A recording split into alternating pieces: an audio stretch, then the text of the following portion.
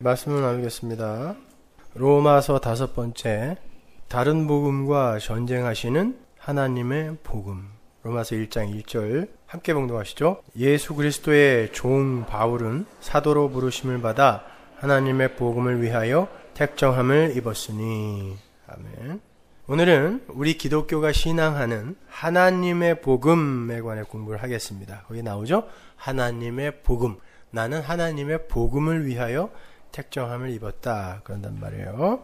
그러니까 굉장히 중요하겠죠, 오늘. 매주 우리는 복음만 이야기하는데 그 중에서 또 하나님의 복음이니까 얼마나 중요하겠어요.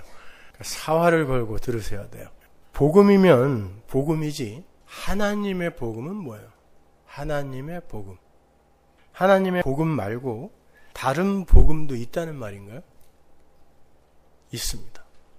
사도가 굳이 복음을 거론하면서 하나님의 복음이라고 수식어가 붙은 어구를 사용하는 이유는 인간들이 만들어낸 다른 복음이 있기 때문에 그래요. 고린도후서 11장 4절 보세요. 만일 누가 가서 우리의 전파하지 아니한 다른 예수를 전파하거나 혹 너희의 받지 아니한 다른 영을 받게 하거나 혹 너희의 받지 아니한 다른 복음을 받게 할 때에는 너희가 잘 용납하는구나. 여러분, 이게 초대교회에 쓴 편지입니다. 교회에게. 초대교회 때는요, 요단강에서 세례를 받았는데 공개적으로 받은 거예요. 그렇게 되면요, 가족에게서 끊쳐지고 생업의 현장에서 끊쳐지고 공동체에서 쫓겨나게 되어 있어요. 목숨 걸고 믿은 사람들이에요. 그들에게 너희가 다른 복음을 그렇게 잘 용납하는구나 라고 사도 바울이 편지를 쓰고 있어요. 목숨 걸고 예수 믿었던 초대교회에 다른 예수, 다른 복음이 들어왔다는 것입니다. 하물며 오늘날은 예배당에 다른 복음, 다른 예수가 있을까요, 없을까요? 당연히 있죠. 갈라디아서로 가면요, 사도 바울이 말하는 다른 복음이 어떤 복음인지가 잘 나와 있어요. 갈라디아서 1장 6절 그리스도의 은혜로, 은혜 동그라미 치세요. 너희를 부르신 이를 이같이 속히 떠나 다른 복음 쫓는 것을 내가 이상히 여기노라. 다른 복음은 없나니 다만 어떤 사람들이 너희를 요란케 하여 그리스도의 복음을 변하려 함이라. 그러나 우리나 혹 하늘로부터 온 천사라도 우리가 너희에게 전한 복음 외에 다른 복음을 전하면 저주를 받을지어다. 우리가 전에 말하였거니와 내가 지금 다시 말하노니 만일 누구든지 너희의 받은 것 외에 다른 복음을 전하면 저주를 받을지어다. 얼마나 뼈에 사무쳤으면 두 번이나 반복하여 다른 복음 전하면 저주받는다. 다른 복음 전하고 받아들이면 저주받는다. 반복하여 이야기해요. 이제 내가 사람들에게 좋게 하랴 하나님께 좋게 하랴 사람들에게 기쁨을 구하랴 내가 지금까지 사람의 기쁨을 구하는 것이었다면 그리스도의 종이 아니니라. 왜 너희들이 다른 복음을 그렇게 쉽게 쫓는가 생각해 보니까 내가 너희들을 기쁘게 해주지 않아갖고 너희들이 그렇게 쉽게 다른 복음을 쫓는구나, 그 이야기 하는 거예요. 요 짧은 구절에 다른 복음이란 말이 몇 번이나 나와요. 셀 수 없이 나옵니다. 다른 복음, 다른 복음, 다른 복음, 반대편에 그리스도의 복음, 하나님의 복음, 이렇게 대조가 되어 있단 말이에요. 초대교회 안에요. 성도는 오직 그리스도의 은혜만을 인정하고 받아들여서 존재하고 완료가 된다라는 그런 그리스도의 복음, 그게 6절이잖아요. 그리스도의 은혜로 너희를 부르신 이를 떠나는 게 다른 복음 쫓는 거거든요. 그러니까 은혜의 복음을 떠나서 다른 복음을 받아들이는 자가 누구냐면 인간의 의를 챙겨서 인간의 자존심을 챙겨주는, 사람에게 기쁨을 주는, 그런 사람의 기쁨을 구하는 복음, 그게 가짜 복음이라는 거예요. 그러니까 복음이 전해졌을 때 그 사람이 복음을 듣고 사람의 위상이 올라가고 그것으로 말미암아 내 세상적 위상이 올라가고 내 가치가 올라감으로 내가 기뻐하게 되면, 여러분이 제 설교를 듣고 그런 것으로 기뻐지면 여러분은 다른 복음을 듣고 있는 거예요. 복음은 성도의 육을, 몸을 공격하여 죽이는 것이기 때문에 사람이 복음에 부딪히면 일단 아파야 돼요. 그 아픔 속에서 믿음을 통과하며 기쁨을 얻는 게 항상 기뻐하라예요. 그러니까 예수 그리스도로 말미암아 기뻐야 진짜 기쁨이지, 여기서 전해지는 말을 듣고 내가 감정적으로 나의 어떤 위상과 가치와 미래에 이루어질 어떤 것들 때문에, 그런 가머니설 때문에 내가 기뻐지면, 사람이 기뻐지면 그게 다른 복음이란 말입니다. 그렇다면 오늘 본문에서 사도 바울이 말하는 하나님의 복음은 무엇인가? 제가 거기에 대해서 좀 구체적으로 설명을 해보겠습니다. 먼저 세상에 편만하게 퍼져 있는 다른 복음과 하나님의 복음의 차이를 여러분이 이해하시기 쉽게 제가 범신론의 대표격이라 할 수 있는 불교가 범신론의 대표격이라고 하지만 모든 종교의 대표라고 하면 돼요. 모든 종교가 일맥상통해요. 그 불교와 기독교의 차이에 대해서 제가 설명을 한번 해볼게요. 도대체 불교와 기독교가 어떤 차이가 있는지 여러분이 한번 잘 판단해 보세요. 그 명철한 판단력을 한번 잘 판단해 보세요. 불교의 핵심은요, 마하반야 바라밀다예요. 마하라는 건 절대적인 존재를 말하고, 반야라는 건 지혜예요. 바라밀다는 극락의 세계로 건너감, 넘어감, 이게 바라밀다예요. 바로 이것을 실행하는 종교가 불교입니다. 다시 한번요. 마하, 반야, 바라밀다. 마하는 뭐요? 절대적 존재, 신. 반야는 지혜, 깨달음. 바라밀다는 극락으로 넘어감. 이게 마하, 반야, 바라밀다예요. 그걸 실행하는 게 불교예요. 그러니까 쉽게 말해서 불교는 수도 정진을 통해서 지혜, 즉 깨달음을 얻어서 마하, 절대적 존재로 다시 귀소, 합의를 해서 돌아가서 바라밀다, 극락으로 넘어가는 걸 목적으로 하는 게 불교의 핵심이에요. 그게 마하, 반야, 바라밀다예요. 다른 말로 바꾸면 절대적인 존재가 마하죠. 절대적인 존재가 지혜, 반야, 지혜를 얻어서 극락으로 넘어가는 것, 이게 불교의 핵심이란 말입니다. 거기에서의 전제는 모든 존재의 절대성이에요. 절대적인 존재가, 이미 절대적인 존재가 깨달음이 없어서 그걸 모르고 있는 이미 절대적인 존재가, 마하가 반야, 깨달음을 얻어서 다시 마하로 돌아가는 거, 그게 바라밀다란 말입니다. 이게 마하, 반야, 바라밀다인 거예요. 이게 불교인 거란 말입니다.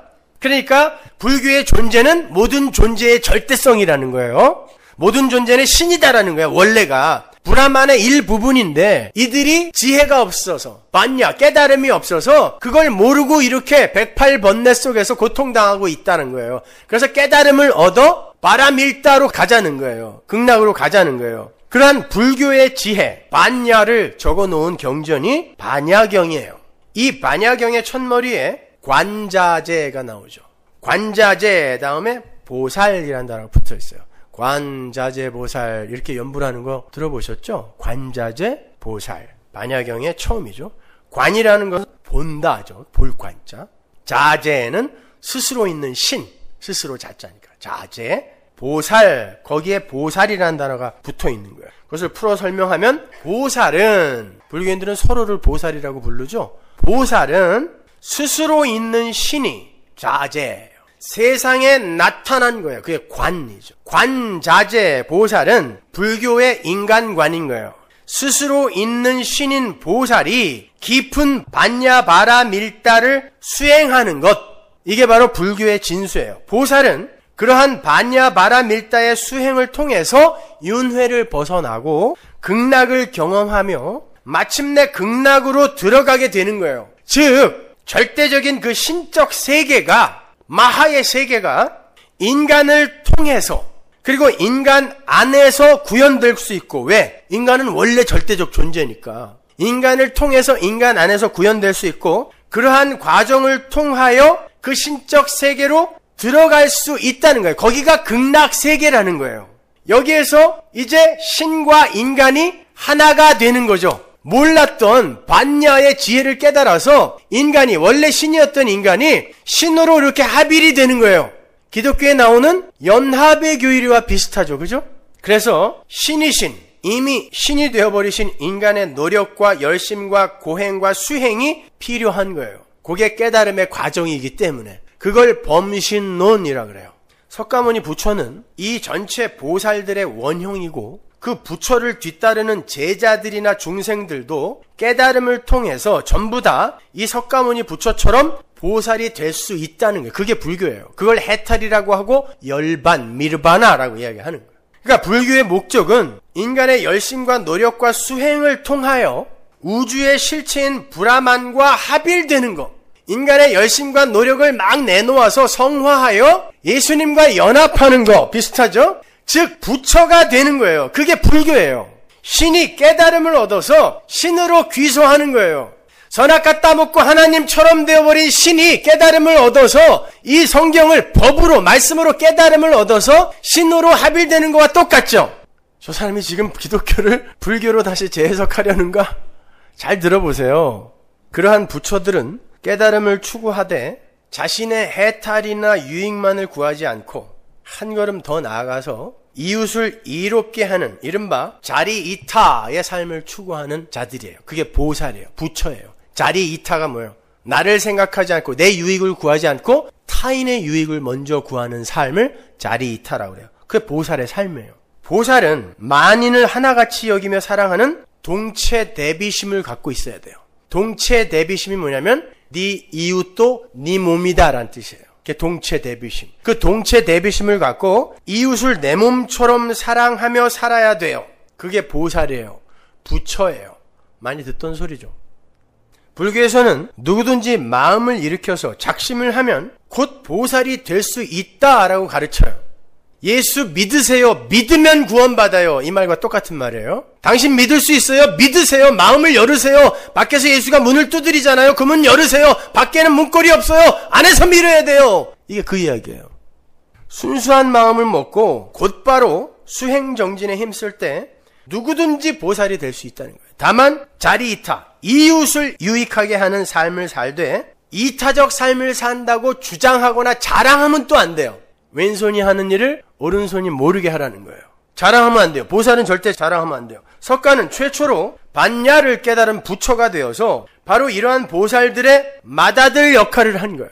그러니까 불교는 석가모니를 신앙하고 신봉하는 종교가 아니라 보살들의 맏아들인 석가모니처럼 반야를 깨달아서 둘째 석가, 셋째 석가, 넷째 석가, 다섯째 부처 이렇게 부처가 되는 거예요. 그게 불교입니다. 그런데 불교가 샤머니즘, 무속신앙에게 먹혀버려서 불교도 이 세상에서 복을 받기 위해서 여기는 다 일루전인데 불교에서 말하면 여긴 다 일루전이거든요. 근데 이 일루전 속에서 복을 받기 위해서 연등도 달고 삼천배도 하고 절 건축할 때 기와도 올리고 스님한테 점도 보러 가고 그러는 거예요. 불상 코도 깎고 오고 그거 먹으면 아들 난다 그러니까. 이 세상에 불교가 있어요 없어요? 불교 없어요. 없어졌어요 불교가요. 불교의 주류는 가짜들이 차지하고 있는 거예요. 차치하고 그렇게 범신론 속에서는 모든 인간이 다 신이고 신이 될 수 있기 때문에 인간의 삶이 어떤 절대자로부터 선택이 되고 예정이 되고 작정이 되고 그 삶 속에서 절대자의 섭리와 경륜이 개입이 된다라는 이런 기독교의 진리는 그냥 흰소리가 되는 거예요. 헛소리죠, 헛소리. 인간이 신인데 누가 개입하냔 말이에요. 누가 날 선택하냔 말이에요. 내가 브라만인데. 그러한 보살이 바라밀다를 가능케 하는 수행, 극락세계로 들어가는, 윤회에서 벗어나서 극락세계로 들어가는 바라밀다를 가능케 하는 수행, 마하로 합일이 되어서 극락으로 넘어갈 수 있는 이 지상에서의 수행의 6가지가 있어요. 첫 번째가 보시입니다. 보시는 베푸는 거예요. 베푸는 거. 베풀되 보상이나 성과를 바라지 않는 거예요. 오늘날 교회 용어로 바꾸면 헌금이나 구제나 선행을 말해요. 보시입니다. 그러나 그런 것을 했다고 보살들은 절대 반대급부를 바래서는 안 돼요. 보시를 하고 내가 이만큼 했으니까 넌 나에게 이만큼 줘야 돼. 이거 하면 안 돼요. 그게 보살들의 바라밀다의 수행의 필수적인 보시예요. 그러니까 어찌 보면 불교의 보시가 기독교의 헌금, 구제, 선행보다 훨씬 신사답죠. 대부분의 기독교인들이 교회 안에서 보시하고 헌금하고 봉사하고 반대급부를 바라지 않습니까? 두 번째 수행이 지계예요. 지계란 계명을 유지하는 거. 유지할 지자, 계명 계자니까. 지계. 계명을 유지하는 거, 계명을 지킨다는 거. 계는 율법이에요. 법. 경계잖아요. 계라는 단어 자체가 경계 계자니까. 그러니까 지계란 넘지 말아야 될 선을 넘으면 안 되는 거예요. 말과 뜻과 행동에 있어서 언제 어디서든 경계를 게을리하지 말아야 한다는 거예요. 도덕과 윤리와 사회법을 잘 지키고 계를 넘어가지 말고 다른 사람들의 경계를 타고 넘어가서 그걸 욕심이라고 그러죠. 탐심이라고 그러죠. 다른 사람들의 경계를 타고 넘어가서 타인들에게 해를 끼치는 삶을 살면 안 되는 거예요. 그래야 보살이에요. 즉 탐, 진, 치, 분노, 욕심, 어리석음 이 3가지 독성으로 인해서 몸과 입과 의지의 행위로 죄를 지으면 윤회의 속박에서 벗어나지 못하는 것이니까 절대 그 경계를 넘지 말라는 거예요. 그걸 못 지키면 보살에서 탈락이에요. 다시 윤회의 굴레로 들어가야 돼요. 마치 구약의 옛 언약과 흡사하죠. 안 지키면 죽는다, 탈락한다. 오늘날의 개혁주의 성화론과도 비슷하지 않아요? 안 지키면 가짜다. 너의 됨됨이는 네가 진짜인지 가짜인지는 네 행위를 보면 안다. 이게 성화론이니까. 지계. 세 번째 수행이 인욕이에요. 인욕이란 인내를 말하는 거야. 욕을 먹어도 참고, 매를 맞아도 참고, 사기를 당해도 참고, 모욕을 당해도 참아야 돼요. 근데 끝까지 참아야 돼요. 오래 참음. 많이 듣던 소리죠. 인욕, 오래 참음이에요. 네 번째 수행이 정진이에요. 게으르지 말고 꾸준히 수행을 계속해 나가라는 거예요. 가다가 중지못하면 아니간만 못하다? 김천택의 시조죠. 그것처럼 수행이 지속적으로 연결이 되지 않으면 이미 한 것도 다 헛것이 된다는 뜻이에요. 죽는 날까지 계속해야 돼요. 작심삼일이 돼서는 안 돼요. 목표를 향하여 나가되 그 어떤 유혹에도 굴하지 말고 목숨 걸고 끝까지 다 지켜야 돼요. 야고보서가 생각나지 않으세요? 99개 지키다가 하나 어기면 다 무너지는 거다 그러잖아요. 그 다섯 번째는 선정입니다. 마음을 고요히 하여 수행하는 거예요. 번뇌와 염려 그리고 산란한 마음을 떠나서 고요한 마음을 유지하여 참된 이치를 구하는 거예요. 여기에 묵상과 명상과 기도가 들어가 있어요. 기독교에도 기도고 있죠. 묵상 있죠. 관상기도 있죠. 말도 안 되는 관상기도라는 건 이 불교에서 나온 거예요. 여섯 번째가 지혜입니다. 지혜란 일체 모든 것의 실상을 통찰하는 걸 말해요. 이 상대적 세계의 그 분별지를 넘어서 평등하고 무분별한 지식에 이르는 거예요. 무분별한 생각을 말하는 것이 아니라 그러니까 차별을 두지 않는 평등으로 바라보는 지식. 내 눈에 보이는 것으로 차별을 두지 않고 평등하게 바라볼 수 있는 그런 지식. 산은 산이요 물은 물이다. 그냥 그렇게 인지를 하다가 이 견성의 단계에서 산에서 물을 보고 물에서 산을 보는 그 단계로 올라가잖아요. 그거예요. 그 단계를 이야기하는 거예요.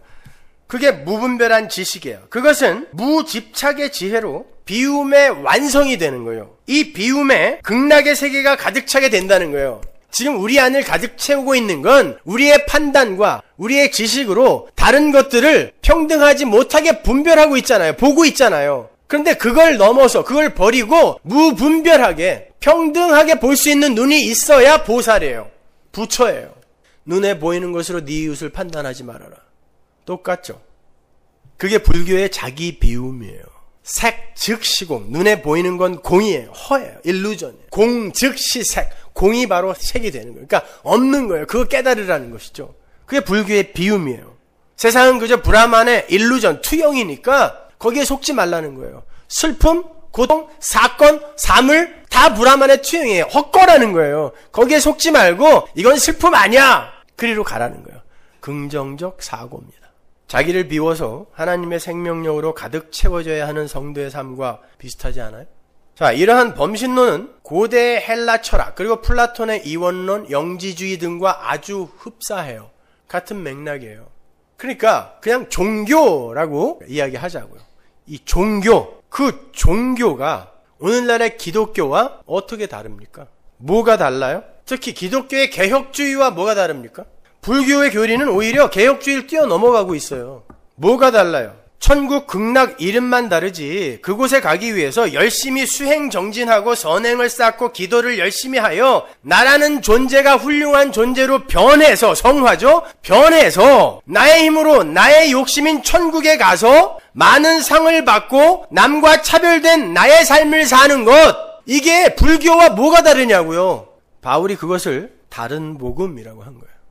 나라는 존재에서 출발해서 나라는 존재의 유익으로 끝나는 그런 복음은 없습니다. 복음은 하나님에게서 출발하여 하나님에게로 귀결이 되어야 하는 거예요. 엄밀히 말해서 복음은 하나님을 위한 거지 인간을 위한 거 아니에요. 내가 너희의 하나님이 되고 싶어서 아버지가 되고 싶어서 우리를 택한 거지 우리에게 무슨 유익을 주기 위해서가 아닙니다.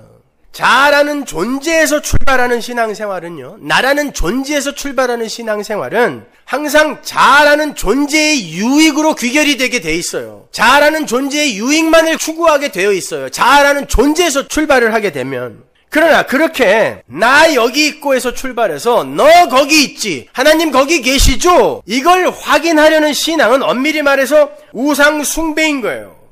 왜냐면 그 모든 목적이 바로 나 여기 있고를 확인하고 이 나 여기 있고의 이 자리를 공고히 구축하는 데 목적이 있는 것이기 때문에 그게 우상 숭배인 것입니다.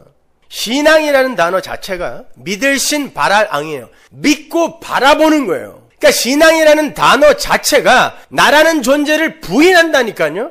신앙의 전제는 내 없음이에요. 그래서 신앙이에요. 누군가를 믿고 바라보는 거란 말입니다. 그러니까 신앙은 나라는 존재의 가능성과 나라는 존재의 힘을 아예 차압해버리는 거예요. 그 단어 자체가 나는 없어지고 내가 바라볼 대상만 오롯이 드러나야 하는 게 신앙이에요. 근데 선악과를 따먹고 신이 되고 싶어하는 인간들은 자아의 확장과 자아의 실현을 목적으로 하여 살기 때문에 그 신앙의 대상으로 자아를 상정해서 딱 올려놓는 거예요. 그래서 나만 보는 거예요. 나만 봐요. 하나님, 예수님 이름 부르지만 결국 나만 바라봐요. 그리고 나만 믿습니다. 내 행위만 믿어요. 이 내 행위가 제대로 잘 착하게 나오지 않으면 나 예수 믿는 사람 아닌가? 잘 나오면 아유 그래 기특해 이렇게 되는 거죠. 나만 믿어요. 그리고 나만 바라봅니다. 그걸 우상이라 그래요. 그런데 우상의 형성은 반드시 그 자신의 행위를 재료로 해요. 인간은 나와 그 신 사이의 간극을 모든 존재에게는 신인식이 있어요. 근데 나와 신이라는 그 존재의 간극을 자기의 행위로 메우려는 본능을 갖고 있어요. 그래야 내가 내 힘으로 자존심 상하지 않게 신으로 갈 수 있거든요. 그래서 내 행위로 그걸 채우려고 해요. 그런데 인간의 본심은 그러한 행위를 통하여 신을 섬기겠다는 게 아니라 불교의 교리처럼 내가 신과 합일이 되어서 나 자신이 신이 되고 싶어 하는 거예요. 여러분이 만약에 기독교 신앙을 이렇게 갖고 있다면 여러분은 불교인이에요. 그 여긴 절입니다. 서머나사. 그리고 절 맞아요. 대부분 그렇게 살고 있으니까. 절이에요. 무슨 왜 봉은사 가서 땅 밟기래. 여기서 땅 밟으세요. 절이라니까. 그래서 인간이 나라는 자리와 내가 되고 싶은 신과의 갭을 행위로 메우려고 하는 그 메타 형식을 제가 우상이라고 한 거예요. 인간은 자기의 행위를 근거로 해서 미래에 되고 싶은 나를 향하여 계속 간다니까요. 그러니까 그 미래에 되고 싶은 나가 우상이기 때문에 그걸 채우려고 하는 메타 형식, 그것이 우상이란 말이에요. 우상의 형성 과정인 거예요, 그게. 잘 생각해 보세요. 여러분이 예배당에 와서 예배를 드리고 찬양을 하고 헌금을 하고 선행을 하고 봉사를 하는 궁극적인 목적이 뭐야? 궁극적인 목적. 천국 가려고 하는 거 아니에요. 누구 천국이에요? 나의 천국. 나의 천국. 그 나의 천국 확보하기 위해서 우리는 이렇게 예배당에도 나오고 예배도 드리고 신앙생활 하는 거 아닙니까? 내 천국, 천국 가려고. 그건 뭐 나쁜 거예요? 또 하나. 내가 변하려고 오는 거 아니에요? 여러분 뭐 배워서 지금 나 변화되고 성숙되어지려고 여기 온 거 아니에요? 그렇죠? 그러니까 기독교의 궁극적 목적은 뭐예요? 여러분의 목적. 내가 변화되어 열심히 노력해서 변화되어 하나님도 기뻐하시는 자가 되어 내가 원하는 그 천국에 들어가겠다는 거죠. 거기에 주인공은 누구? 나. 그러니까 여러분은 예배당에 누구 보러 오는 거예요? 내가 지난주보다 얼마나 많이 변했는가 나를 보러 오는 거예요. 하나님 보러 오는 거 아니에요. 나 보러 오는 거죠. 그리고 그렇게 변화된 나는 나의 천국에 들어갈 자격과 조건이 된다라고 믿는 거예요. 그러니까 이 예배당 안에서의 신앙의 대상은 누굽니까? 납니다. 우리가 언제 하나님을 신앙했어요? 나죠. 내 것 챙기느라고 여념 없었잖아요. 지금까지도 계속해서. 신이 되어 있는 나, 그 나가 지금은 뭔가 부족해. 그 메타 형식, 그걸로도 채워지지 않는 어떤 부족분을 인간들은 신으로 끌어당긴다 그랬죠. 그 부족분, 그걸 채우는 그 큰 신이 되고자 여기 나와 계신 거 아니에요 지금. 그리고 천국 가겠다고. 주인공은 누구냐고요? 나입니다. 그러니까 우린 예배당에 나 보러 오는 거예요. 나 보러. 변화된 나, 멋지게 변한 나, 천국 갈 자격 있는 나. 오늘은 됐을까? 다음 주는 될까? 그 다음 주는 될까? 나 보러 오는 거죠. 그걸 다른 복음이라 그래요. 인간이 자기 자신을 자기 것으로 간주를 하고요. 나는 내 거다라고 간주를 하고 그 자기, 나를 개발하고 발전시키고 향상시키고 멋지게 변화시켜서 그 자기, 나를 내가 소유하고자 하는 거, 그런 추구가 바로 절대 자아를 추구하는 마귀의 사고잖아요. 나는 누구 거예요? 하나님 거잖아요. 값으로 샀다 그랬잖아요. 하나님 거. 근데 그 변화된 나는 그 변화된 나를 내가 왜 추구하냐면 그걸 내가 갖고 싶은 거 아니에요. 그게 나잖아요. 아니 나는 하나님 거라니까요. 그래서 하나님이 쓰시는 대로 놔둬야 되는데 인간들이 선하게 구조로 판단해놓고 정해놓은 어떤 선의 자리에 올라가서 열심히 노력해서 거기에 올라가서 다른 사람들로부터 존경받고 싶고 하나님으로부터도 칭찬받고 싶잖아요. 그럼 뭐예요? 그 나는 내 거라는 거 아닙니까? 내가 갖고 싶다는 거 아니에요. 그걸 죄라고 하는 거예요.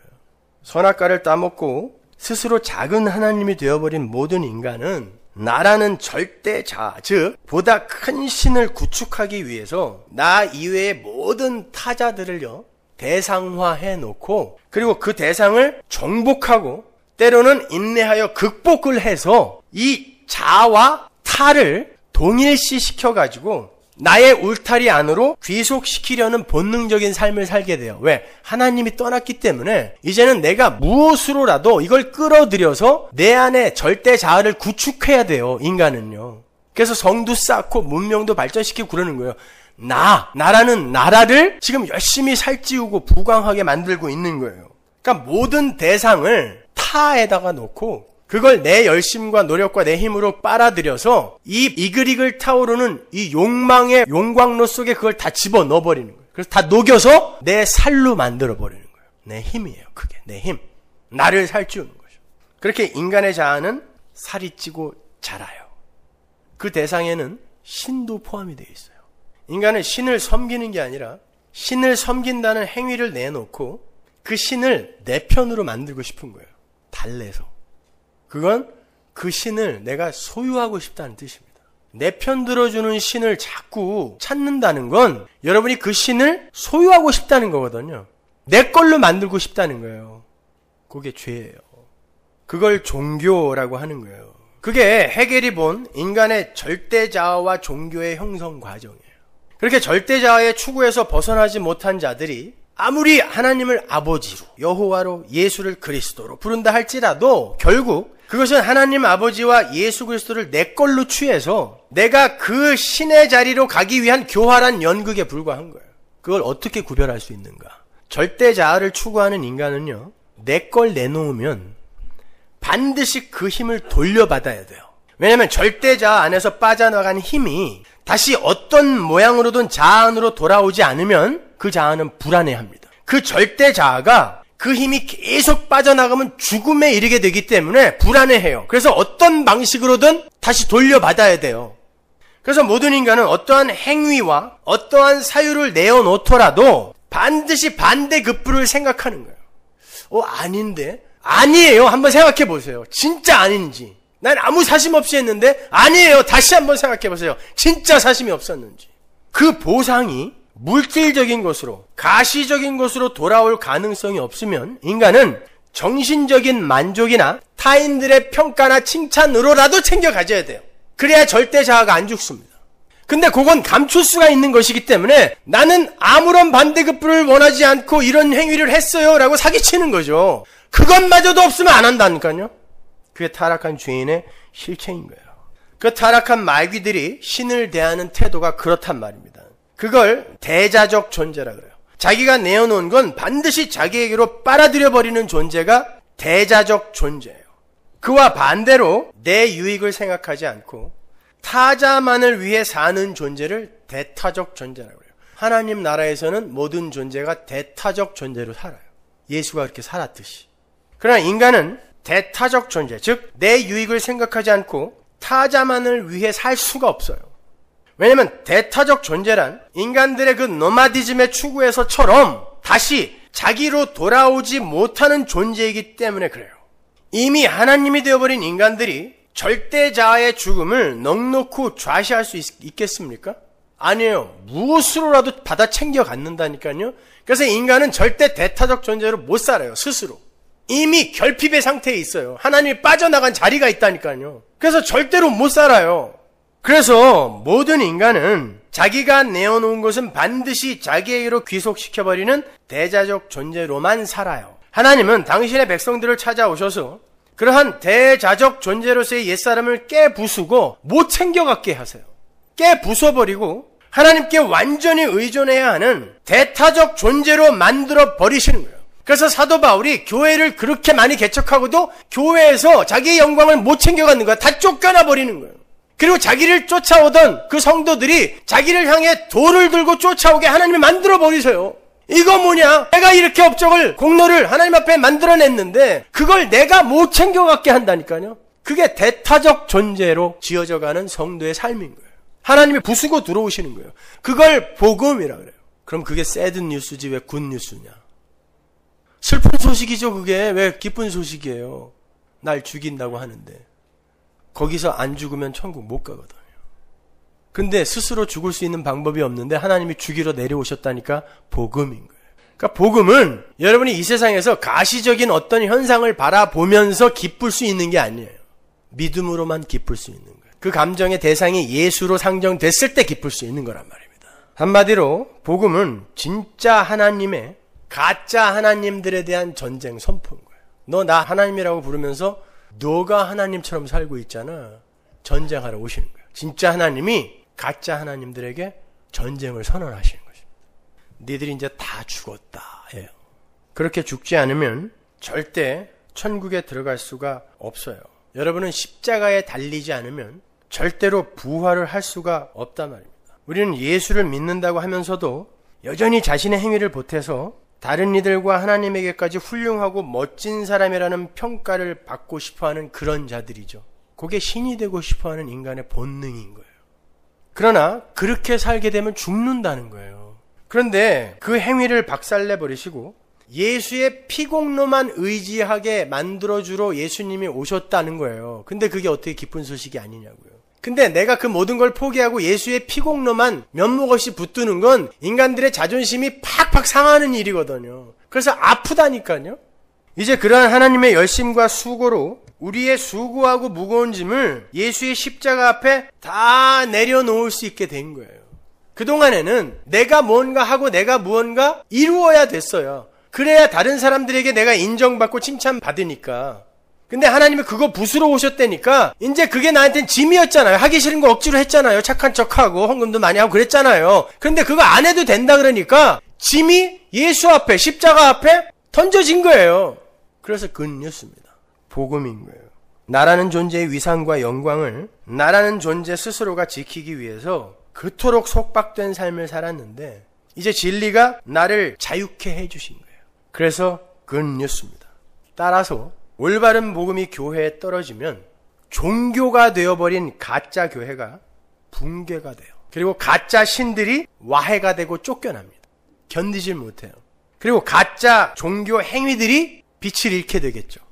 진짜 복음이 말씀이 떨어지게 되면 전쟁하러 오니까요. 그것들을 아니라고 두들겨 패는 게 하나님의 말씀이니까 복음이니까 그 복음이 올바로 떨어지게 되면 어떻게 돼요? 오히려 교회가 더 어수선해지는 것 같기도 하고 밖에서 보기에는 그 교회가 열심도 더 없어지는 것 같기도 하고 기도를 2시간씩 했던 사람이 10분 정도 하고 나니까 할 게 없어지기도 하고 1년에 2번씩 금식하던 사람이 그냥 금식은 그냥 돼지같이 처먹어서 살만 계속 찌고 막 이렇게 되는 거예요. 왜? 그동안 내가 내놓았던 것이 나라는 우상을 섬기기 위한 교묘한 연극이었고 이것이 바로 죄였구나를 깨닫게 되자 하나님이 전혀 돌아보지도 않는 행위들이 깨지는 거예요. 그래서 불성실하게 보일 수도 있고 영성이 떨어진 것처럼 보일 수도 있는 것입니다. 그러니까 여러분 올바른 복음이 교회에 떨어지면 사람들이 몰려 들어오면 안 돼요.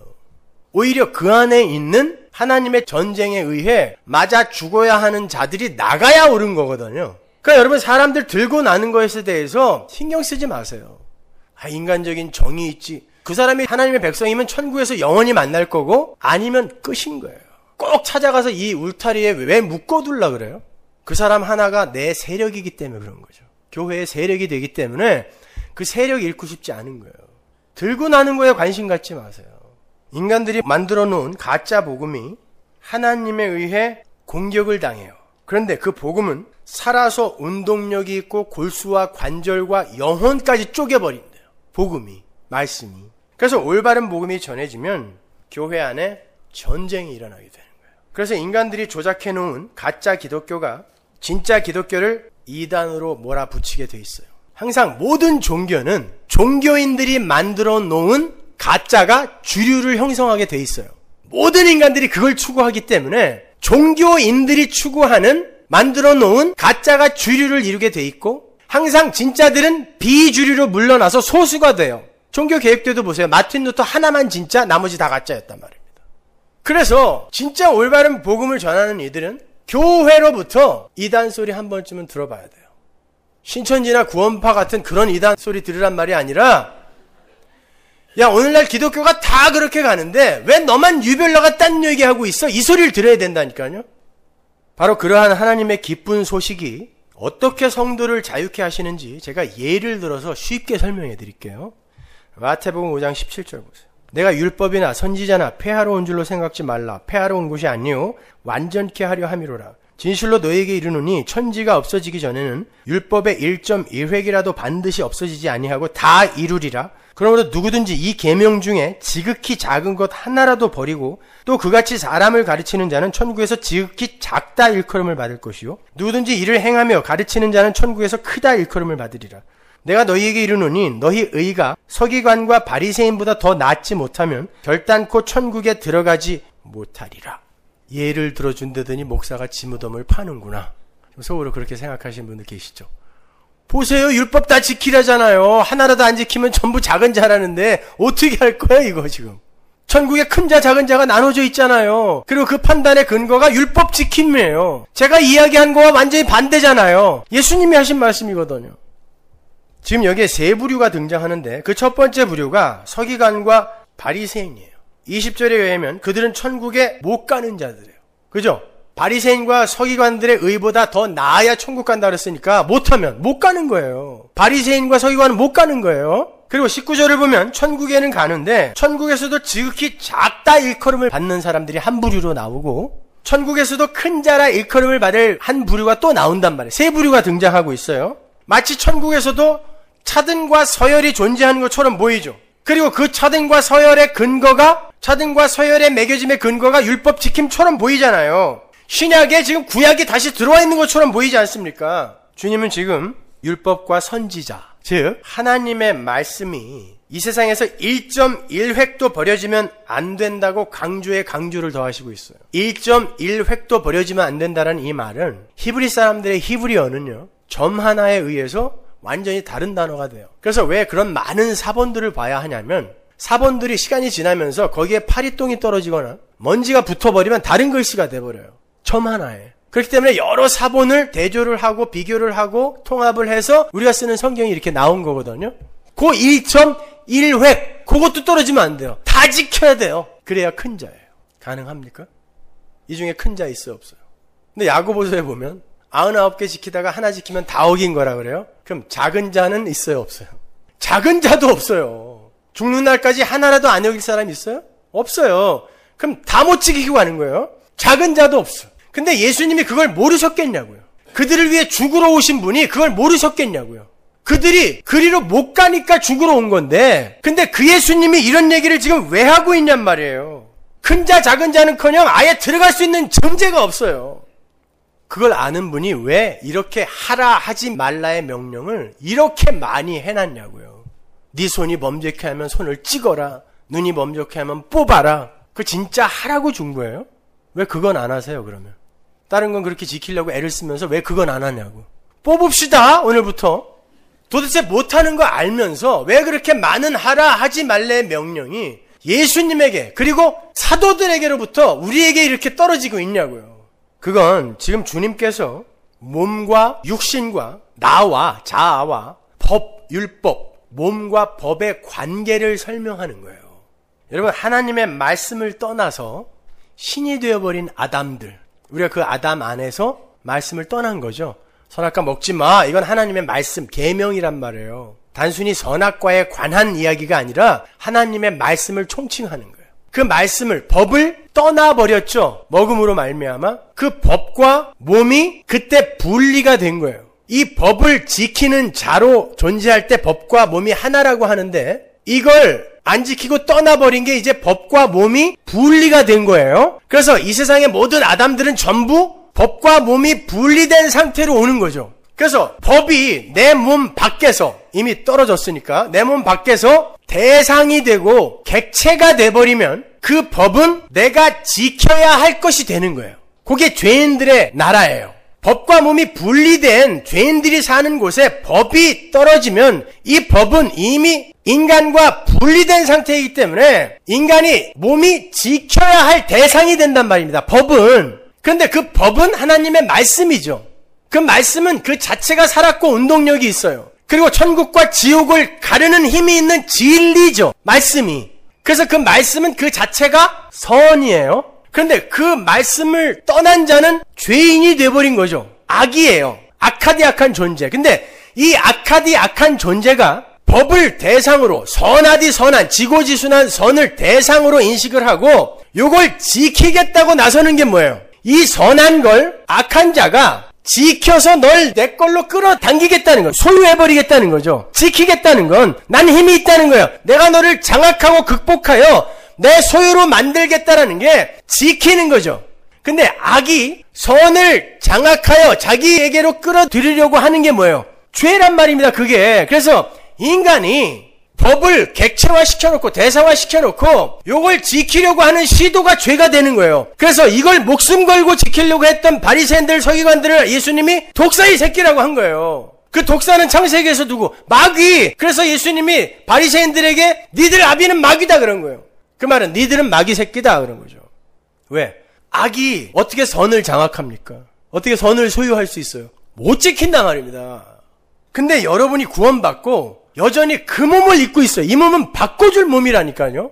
그 몸을 입고 있기 때문에 여러분은 못 지켜요. 근데 여러분 안에 성령이 들어와서 그분이 문득문득 지키는 경험을 하게 해주시는 것뿐이란 말입니다.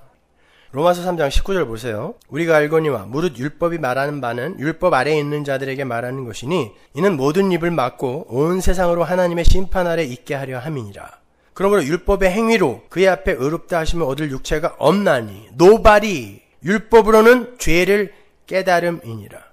율법을 왜 줬어요? 너희들을 심판에 가두기 위해서 줬대요.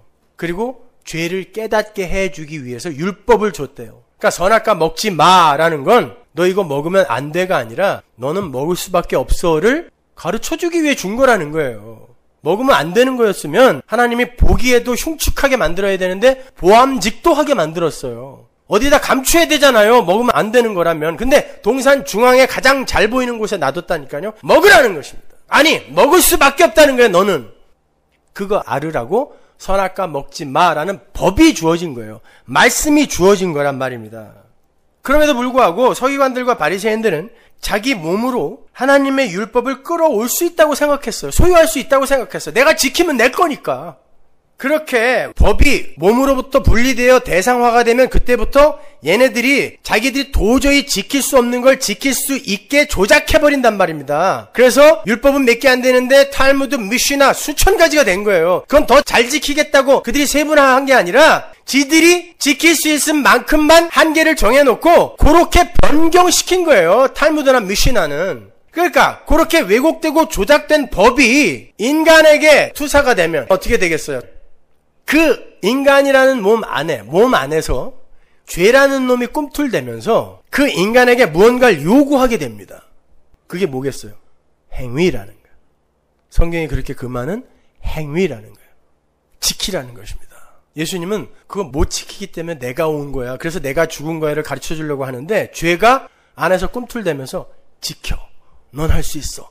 하나님처럼 될 수 있어. 네가 왜 하나님의 말만 들으면서 살아야 돼? 너도 먹어. 마귀의 속삭이는 거예요. 지켜라고 하는 것이죠. 행위를 요구해요.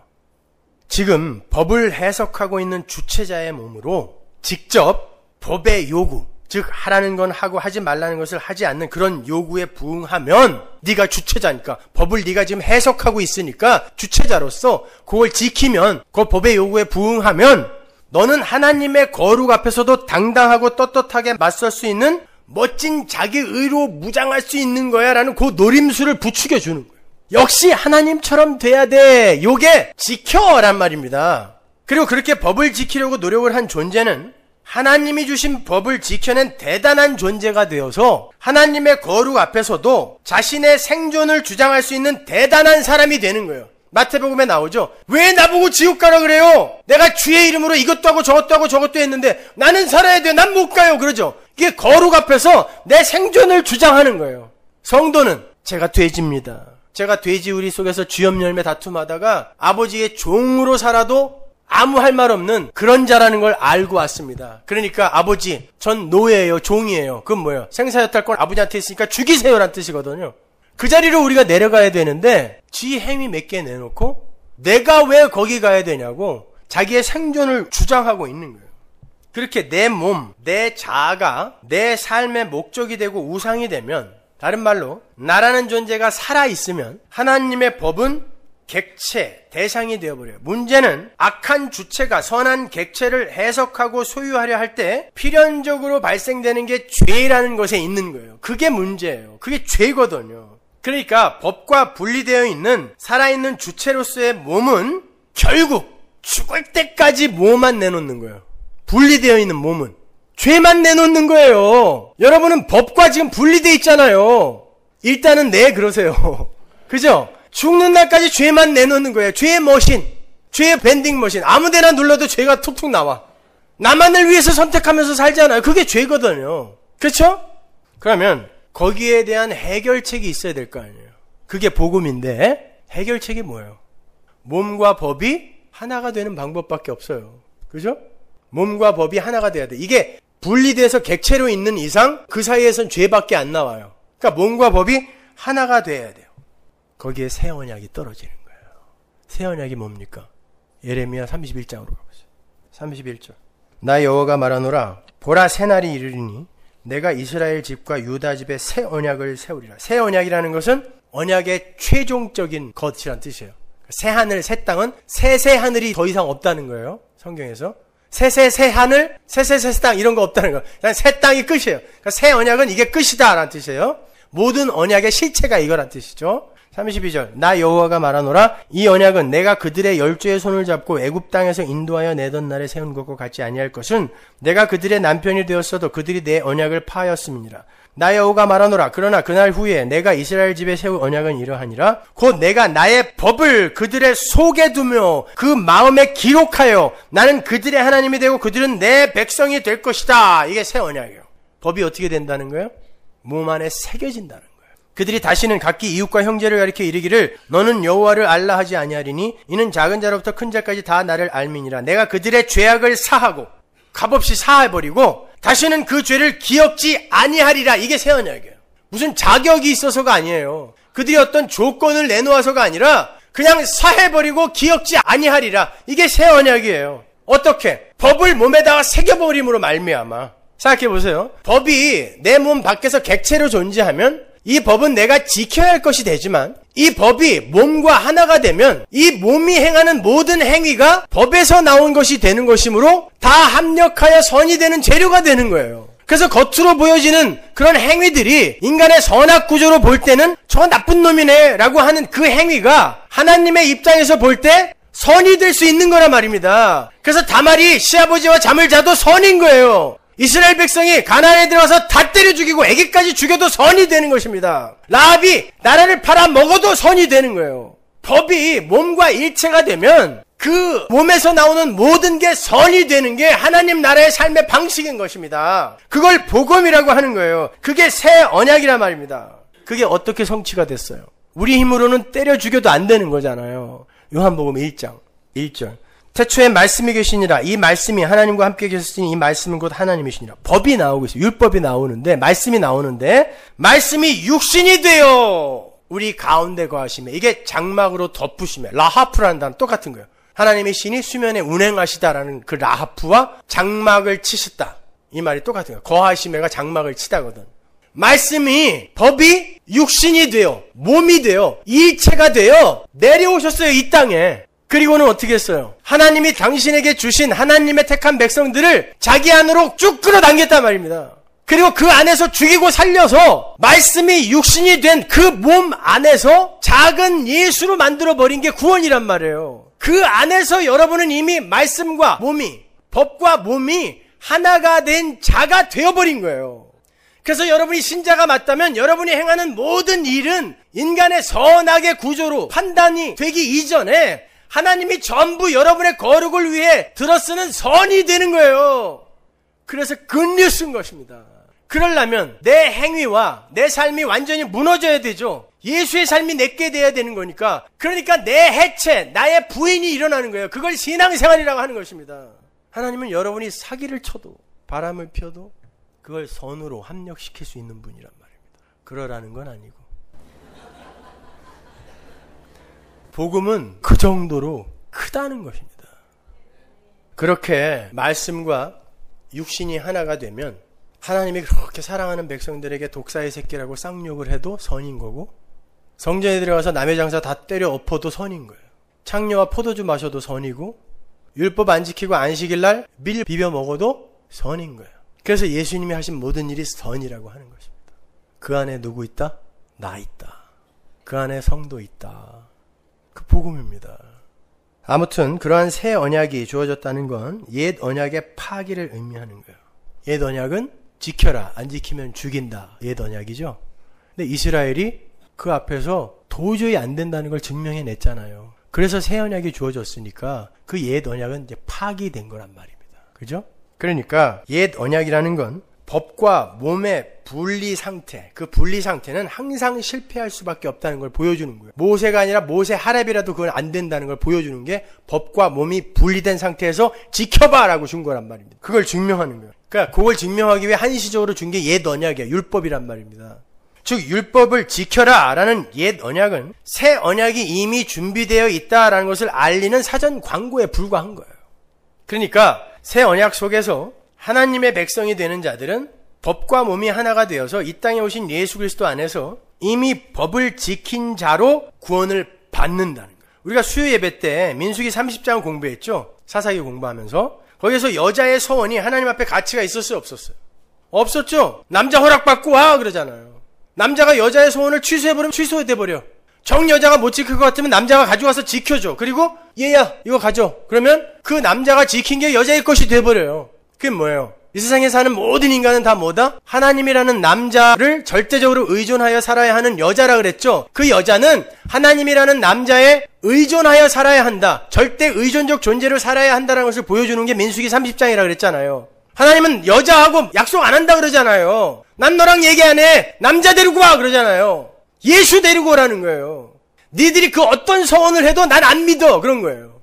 그러니까 여러분이 하나님 앞에 무슨 서원했다고 그거 갖고 너무 부담 갖지 마세요. 여러분 그거 못 지키는 사람들이라니까요. 그게 기쁜 소식 아닙니까? 꼭 그렇게 자기의 자존심을 챙겨 가져야 되겠어요? 그래도 나는 망치질 몇 번이라도 좀 해야지. 그 자존심 꼭 챙겨 가지셔야 되겠어요? 아니에요. 예수님만 그냥 꼭 붙드세요.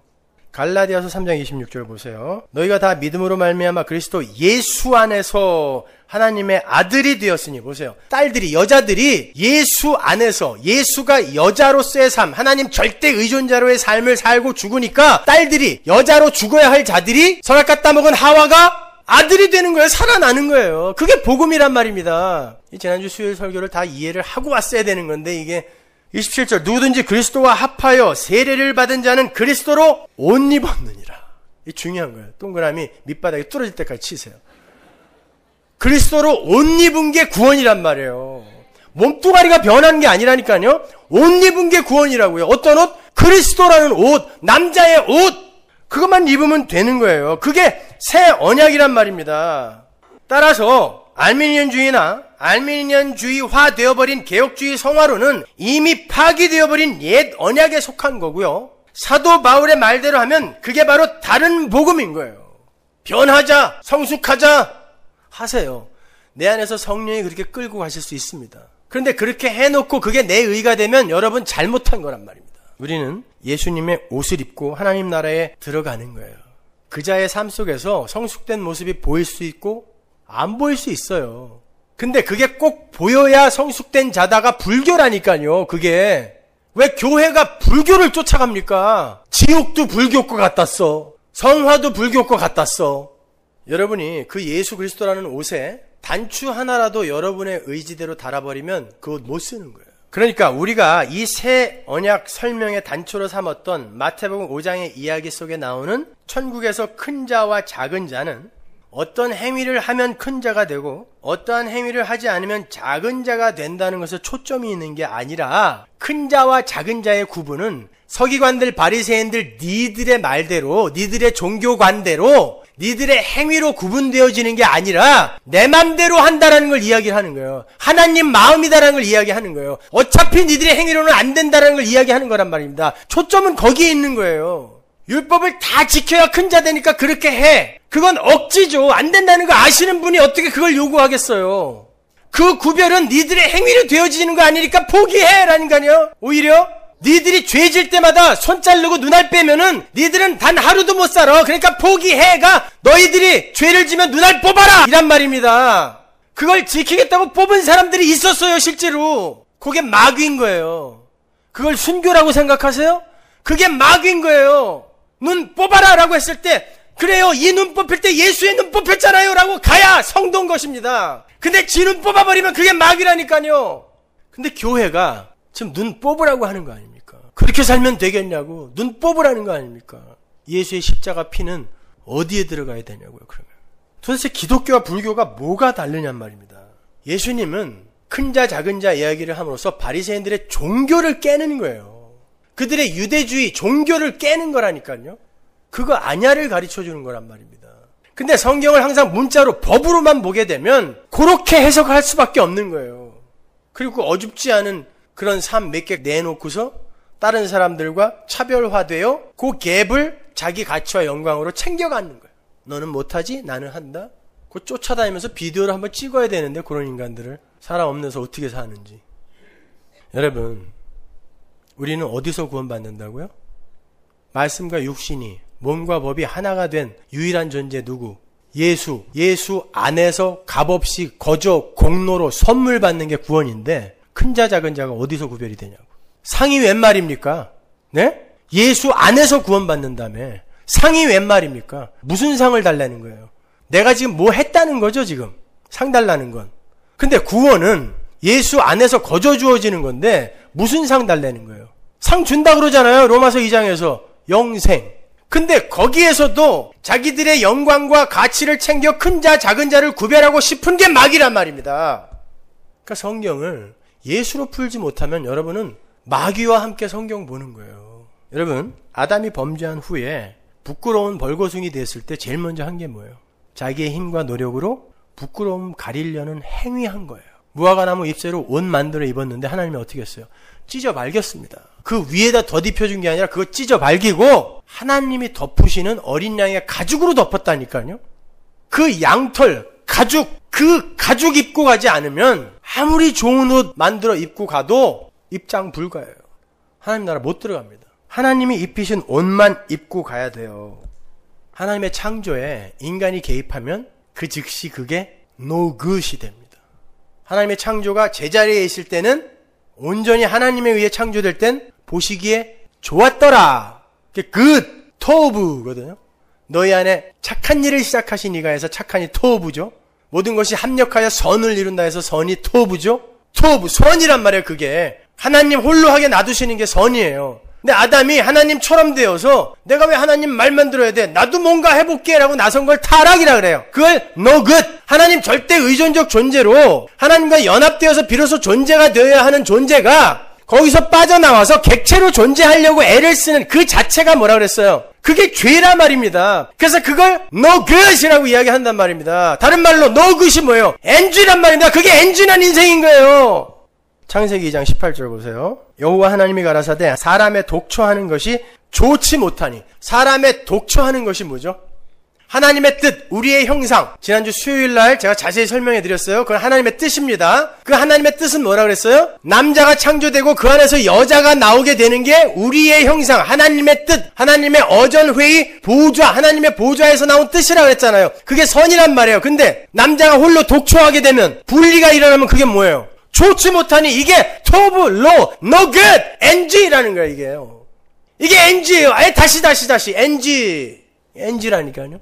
따라서 이 NG 상태에서 이 세상은, 이 역사는 지금 NG예요. NG 상태에서 그 남자 하나님 어린 양 그 품으로 하나님의 백성들을 신부를 털어서 비워내어서 죽여서 그 안으로 쑥 집어넣어버리는 게 구원이란 말입니다. 그게 그것이에요. 토브. 있어야 할 게 제자리에 있어야 하는 거.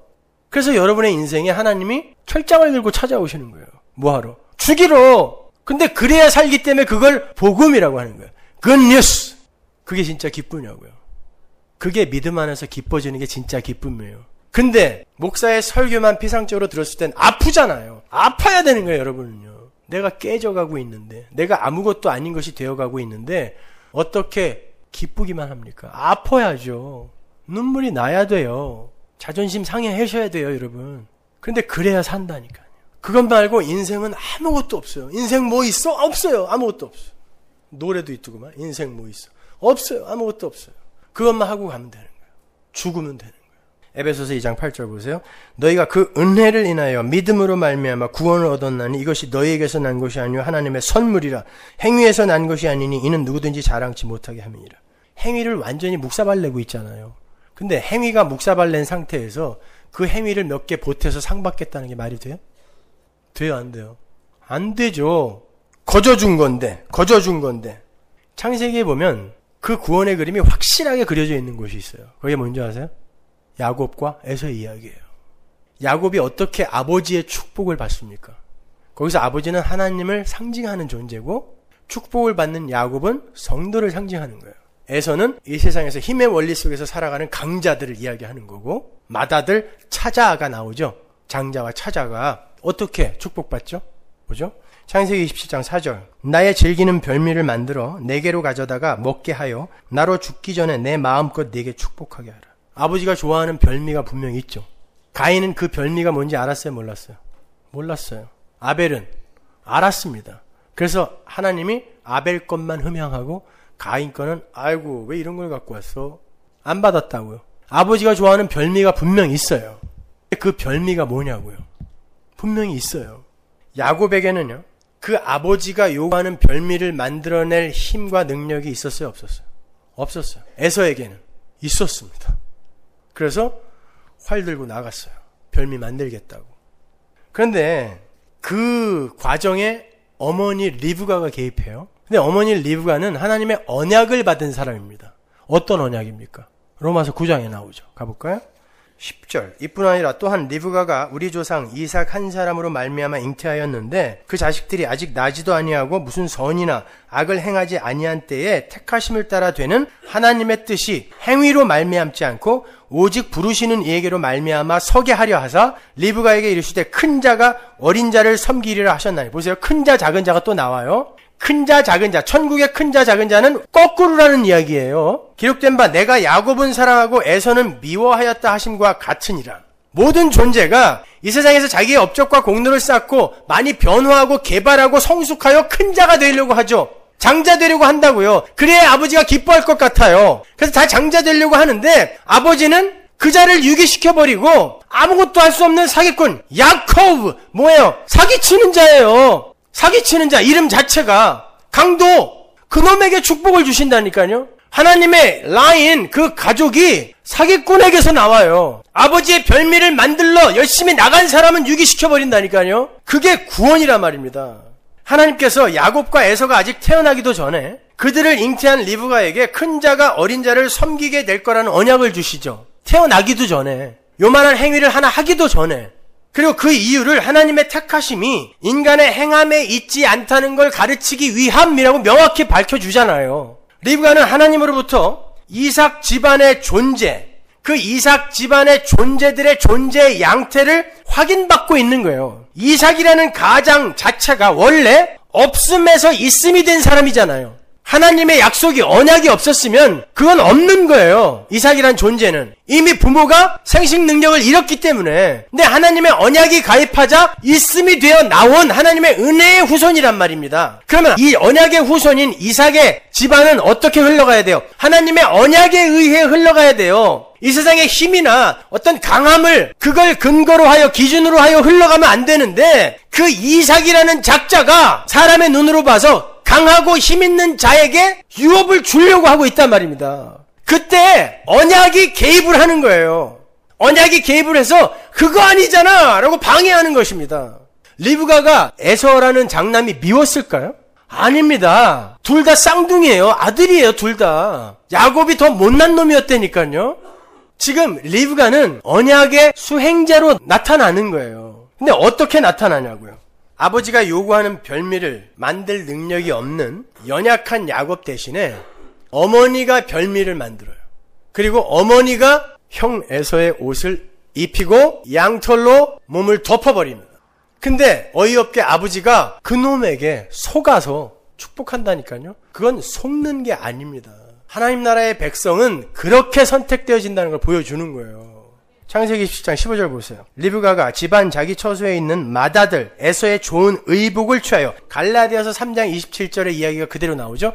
그리스도의 옷을 입은 자만 구원받아요. 근데 아버지가 좋아하는 어떤 존재, 맏아들의 옷을 자격이 없는 자가 입는 거예요. 그냥 의복을 취하여 작은 아들 야곱에게 입히고, 또 염소 새끼의 가죽으로 그 손과 목에 매끈매끈한 곳에 꾸미고, 그 만든 별미와 떡을 자기 아들 야곱의 손에 주매. 이때 야곱이 한 거라고는 멍하니 가만히 있은 것밖에 없어요. 엄마가 아버지 별미 만들어줬고, 예수가 아버지가 좋아하는 제물이 되셔서 별미를 예수가 만들었다니까요. 예수가 십자가에서 왜 옷 벗어줬는 줄 알아요? 왜 제비 뽑아 가지라고 했는지 아십니까? 내가 벗은 옷 니들이 입고 와야 하나님 나라 올 수 있다라고 벗어주고 간 거예요. 그 옷 입고 예수라는 별미 아버지 앞에 들고 가는 게 성도란 말입니다. 거기에 자기가 만든 옷 요만큼이라도 보태면 그 사람 못 들어가는 거예요. 그래서 혼인잔치에 비유해서 주인이 준 옷 안 입고 있던, 그 멋진 옷 입고 있던 사람 쫓아내는 거예요. 이를갈미 있으리라 그러죠. 이를갈미 있으리. 왜 이를 갈까요? 아니 이것도 괜찮은데 왜 날 쫓아? 그러니까 이를 가는 거예요. 누더기 옷 입고 온 사람은 당연히 내가 쫓겨나도 맞지, 그러고 간단 말이에요. 근데 이를 갈았다는 건 이것도 괜찮은데 왜 쫓아내? 이랬단 말입니다. 그 옷 입고 가는 놈들 다 쫓겨나는 거예요. 그때 그렇게 야곱이 위장을 해서 형의 옷을 입고 아버지 앞에 섰을 때 이삭이 뭐라 그러는지 한번 보세요. 이삭이 야곱에게 이르되 내 아들아 가까이 오라. 네가 과연 내 아들 에서인지 아닌지 내가 너를 만지려 하노라. 야곱이 그 아비 이삭에게 가까이 가니 이삭이 만지며 가로되 음성은 야곱의 음성이나. 알았다는 거예요, 몰랐다는 거예요? 알았다는 것입니다. 음성은 야곱의 음성이나 손은 에서의 손이로다. 보세요. 여러분이 하나님 앞에 섰을 때 예수의 옷을 입고 섭니다. 그리고 뭐라고 그래야 되냐면 난 예수 안에서 구원받은 예수의 동생, 작은 예수입니다. 그래야 돼요. 하나님이 속을까요? 이놈의 새끼가 어디 와서 사기를 치고 있어. 그럴 거 아니에요. 안다니까요, 하나님이. 그런데 그 알맹이에 관심 안 갖는다는 거예요. 옷. 아들 오시네? 우리 아들 오시네? 합격하고 보내준다는 거예요. 이걸 구원, 복음이라고 하는 거예요. 아버지는 아들의 옷 보고 구원하시는 거예요. 소름 끼치지 않으세요? 할렐루야! 한번 해보자, 우리도. 내가 오늘 설교를 준비하면서 이만큼 감동을 받은 적이 없었어요. 옷을 보고 우리 아버지가 축복해 주신다니까요. 근데 이게 어떻게 복음이 아니냐고. 이게 어떻게 굿뉴스가 아니냐고요. 그런데 형의 옷으로 말미암아 구원받는 나는 뭐야? 알맹이인 나는 아무것도 아닌 게 되는 거예요. 그 대신에 그걸 우리의 인생 동안에 겪는 거라니까요. 왜 네가 형 맏아들 예수의 옷을 입고 가야 되는지를 배우는 거예요. 그러니까 하나님이 나락으로 계속 밀어버리는 거예요. 넌 형 옷 입고 가야 돼. 넌 사기꾼 야곱이야. 그래서 그러는 거예요. 우리가 만들어 놓은 무화과나무 잎새 치마는 아무 소용없어요. 하나님이 다 찢어 발기세요. 야곱은 그렇게 하나님에 의해 구원받고 전 인생 동안에 왜 자기는 그렇게 형의 옷을 입고 축복을 받아야 하는지를 배웠어요. 외삼촌 집에 가서 자기 임기응변 권모술수로 큰 부자 됐어요. 그거 갖고 고향 가면 금이 환영할 줄 알았어요. 그가 고향으로 돌아간 건 엄마 아버지 보고 싶어서가 아니라 자기가 훔쳐낸 축복은 약속의 땅에서만 유효한 것이기 때문에 그것까지 받으려고 간 거예요. 축복에 환장한 사람이죠. 자기밖에 모르는 거예요. 납복강가에 도달했을 때 나는 여기 있고 마누라 자식 새끼 다 건너 보냈어요. 형이 치고 들어오면 걔네는 죽여도 된다는 것입니다. 나만 도망가면 된다는 거예요. 이게 절대자아 챙기기, 인간의 절대자아 챙기기의 집요함이라는 거예요. 추악함이라는 거예요. 이게. 그 자리에 하나님이 찾아오세요. 그리고는 그와 씨름하시는데 야곱이 안 져요. 네, 나라는 우상을 섬기는 인간들의 고집이라니까요. 나는 나를 절대 못 놓는 것입니다. 하나님도 못 이겨요. 그럼 어떻게 해야 돼요? 죽여야 돼요. 그래서 환도뼈 치는 거예요. 환도뼈는 당시에 전인입니다. 죽이는 거예요. 근데 그거 안 죽고 그 자리에서 예수가 죽는 것입니다. 예수가 죽는데 그 예수가 죽고 그에게 주어지는 게 있어요. 지팡이. 그는 자기 대신 죽은 예수라는 지팡이, 십자가라는 지팡이를 의지하여 죽는 날까지 살아요. 아니 죽을 때도 그 지팡이 의지하여 죽습니다. 이게 성도의 삶인 거예요. 그거 배워가는 거예요. 왜 나는 십자가라는 지팡이만 짚고 나는 병신되어서 그렇게 살아야 되는지를 배우는 걸 신앙생활이라고 하는 것입니다. 그에게 주어진 이름이 뭐예요? 이스라엘! 이스라엘이 뭡니까? 사람과 하나님과 싸워서 이긴 자! 근데 우리 교회의 이름이 뭐예요? 영적 이스라엘이에요. 사람과 하나님과 싸워서 이긴 자는 오명입니다. 좋은 이름 아니란 말이에요. 이 고집불통, 이 나쁜 놈, 이스라엘이 이게. 근데 그 이름이 왜 우리에게 붙여있냐고요. 교회야, 너희들은 니들이 뭘 잘해서 내 마음에 들어서 내 별미를 챙길 자격과 능력이 있는 자라서 모은 게 아니라 나를 싸워서, 나와 싸워서도 이기려고 하는 자들 중에 내가 은혜로 택해서 교회로 만든 거야를 가르쳐주는 거야. 그래서 이스라엘이에요, 우리가. 근데 그들이 사람과도 싸워서 이기는데 그 사람은 누굽니까? 신이 되어버린 나! 하나님에게도 지고 싶어 하지 않는 그 나! 그 나를 죽이러 내 안에 성령이 들어와 버리신단 말입니다. 그리고는 나에게 전쟁을 선포하시는 거예요. 그리고는 이 사람, 육의 사람, 이걸 죽여버리고 예수 안에서 몸과 법이 하나가 된 새 몸으로 나를 만들어내시는 거예요. 그 신앙생활이라 그래요.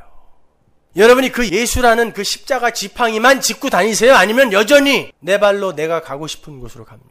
왜 하나님이 가는 곳곳마다 신을 벗어라 그랬는지 아세요? 네 발에 신을 벗어라. 내가 업고 가겠다는 것입니다. 왜 네 신발 신고 네가 가고 싶은 곳으로 가려고 해? 내가 업고 가야지. 그게 구원이야. 신을 벗어라는 그겁니다. 근데 몇 가지 선한 행위, 착한 행위 내놓고 내 거라고요? 야곱이요, 야복강가에서 지팡이 얻고 난 다음에 어떻게 해요? 형 앞에 가서 무릎 꿇습니다. 처음으로. 그리고 내 주여라고 불러요. 어떻게 된 거예요? 하나님의 언약이 뒤집어진 건가요? 큰 자가 작은 자 섬긴다 그랬는데 왜 작은 자가 큰 자한테 가서 절하냐고요? 어떻게 된 거예요? 하나님 나라의 진짜 큰 자는 이 세상에서 차자의 삶을 살다라는 걸 보여주는 거예요. 에서같이 멋지게 안 살아도 돼요. 진짜 하나님 나라에서 큰 자는 이 땅에서 낮은 자리에서 보잘것없이 갈 수 있다는 것입니다. 그러나 하나님이 장자로 택한 이상 그는 장자, 아들, 하나님의 아들, 맏아들, 장자들의 총회 그 일원이 된다는 거예요. 그게 복음입니다. 하나님의 은혜, 예수님의 은혜만 꼭 붙들어라가 복음인 거예요. 그래서 야곱이 요셉의 아들, 두 아들 므낫세와 에브라임을 어긋맞게 축복하는 거예요. 안 것입니다. 요셉에게 그러잖아요. 아들아 나도 안다. 나도 안다. 나도 알아. 그러나 이게 맞는 거야. 이 세상에서 큰 자는 하늘에서 작은 자 돼요. 이 세상에서 작은 자가 하늘에서 큰 자 되는 거예요.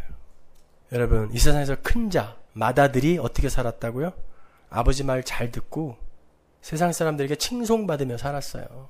그런데 그 아들이 자기의 행위를 갖고 아버지를 탄핵합니다. 아버지 내가 이렇게 했는데 왜 나한텐 잔치 안 벌려줘요? 요걸 죄라고 하는 거예요. 둘째 아들은 아버지 재산 다 갖고 나가서 다 먹고 왔습니다.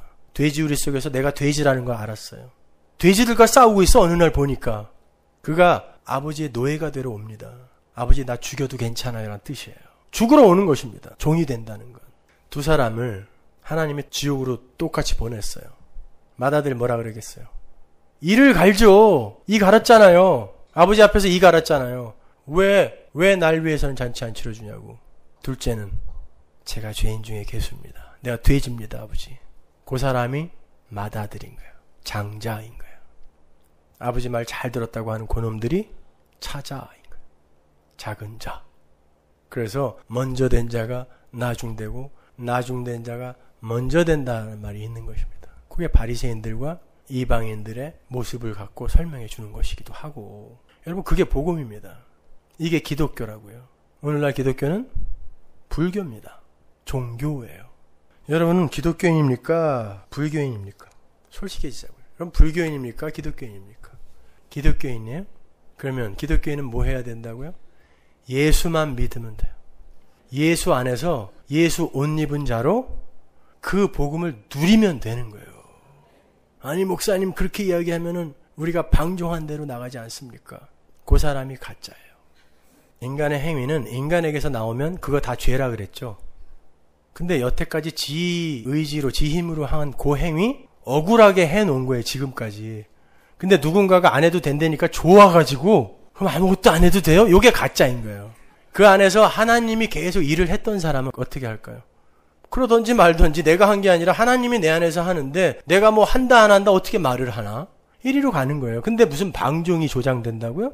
네, 가라지를 끊어내는 걸림돌이라고 이야기하면 오케이. 그러나 방종을 조장한다는 그런 말을 하지 마세요. 그건 모욕입니다. 복음에 대한 모욕. 하나님은 바로 그러한 가짜들과 전쟁하는 하나님이란 말입니다. 인간의 행위가 뭐가 그렇게 대단해요? 사도 바울이 자기의 점도 없고 흠도 없었던 행위를 뭐라 그랬어요? 배설물! 배설물이 뭐예요? 말라기가 원색적으로 표현해놨는데 한번 보자고요. 2장 3절. 보라, 내가 너희의 종자를 견책할 것이요 똥 곧 너희 절기의 희생의 똥을 너희 얼굴에 바를 것이라. 너희가 그것과 함께 제하여 버림을 당하리라. 절기와 희생의 똥이 뭐예요? 제사와 율법. 그걸 뭐라 그래요? 말라기가? 똥. 똥은 뭡니까?